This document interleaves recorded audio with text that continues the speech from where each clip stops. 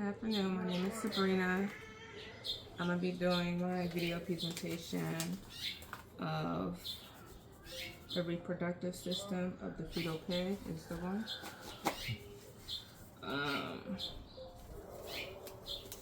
I will be pointing out the female reproductive system because as I do have a female,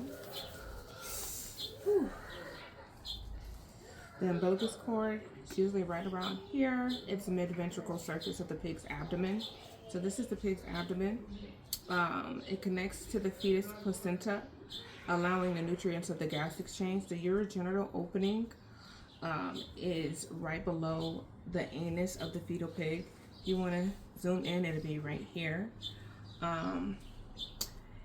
That is where the urinary productive system or the urinary and reproductive tract is.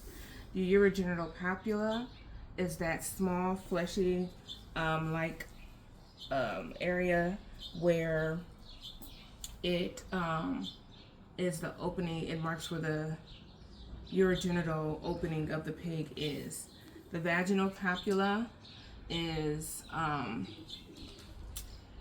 often it's interchangeable with the urogenital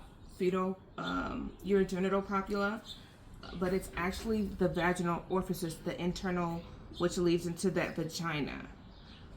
It's located next to that ovary. So if you zoom in, come in. If you come closer, oh, you come in. Okay, so on this side you see the ovaries, which is connected to that uterine tube right here, the uterine tube right here, and then you have the bladder, and then you have the uterine tubes on the outside that I separated. The ovaries are that small oval shape as I just showed you, right here, right here. Those are what helps produce eggs and hormones. The uterine tubes, those are the tiny coiled tubes that I showed you, the horns, they would call, to the uterus. And those are the ones that help with the fertilization, that help transport the actual eggs from the ovaries to the uterus. So that uterus is right here. It's that Y shaped right here, if you can see. And so the uterus is where the fetal development of the pigs began. A common disease of the female reproductive system would probably be PCOS, which is also known as polycystic ovarian or ovary syndrome. It is common in females reproductive. The ovaries may become enlarged and develop like multiple sacs of fluid.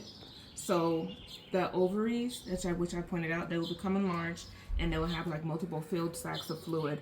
It disrupts the ovulation, leading to irregular like menstrual cycles.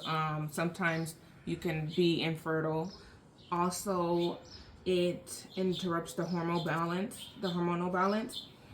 Increased androgen, so male hormones, some people may start growing hair in areas, voice may be deeper, the uterine lining or the endometrium becomes thickened excessively due to the irregular cycles or menstrual periods, menses, increasing the risk of endometrial hypoplasia or even cancer.